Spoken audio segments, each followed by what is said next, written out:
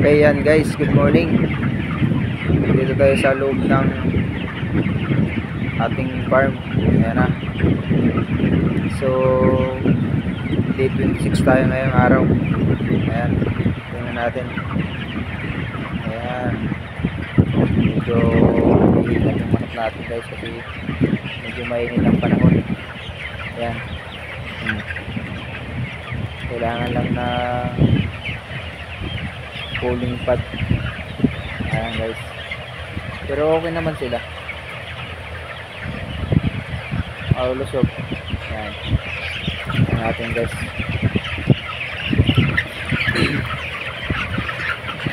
Ayan, day 26 guys. Ayan o, ang manok natin 2 kilo na. Oh. 2 kilo na yan guys, manok natin. So ipakita na rin natin, total malapit na tayo mag-harvest, day 26 na. Ito, tingnan natin, ipakita natin farm natin. Ayan guys, tingnan nyo po ang ating farm, kung gaano siya ka-safe. Wala siyang kalangaw-langaw, kahit saan mo tingnan tali, walang langaw. Ayan o, walang kalangaw-langaw, kahit isum, wala kayong makikitang langaw dyan. Ayan, diba?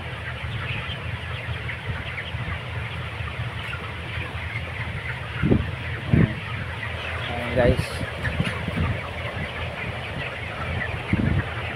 So 4 days na lang, harvest na tayo. Ayan, hintay-hintay na lang tayo sa video natin guys. 4 days go tayo mag-harvest. Okay. Ayan, ang ating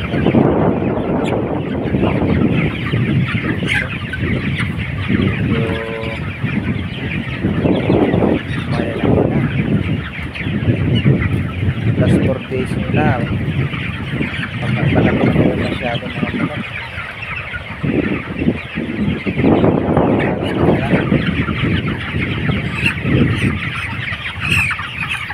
Ayan guys,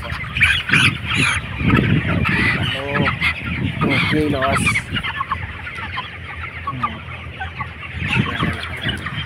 Ayan guys, update na lang kayo guys bago mag-harvest. Update ako kung gaano nakalagay ating manok.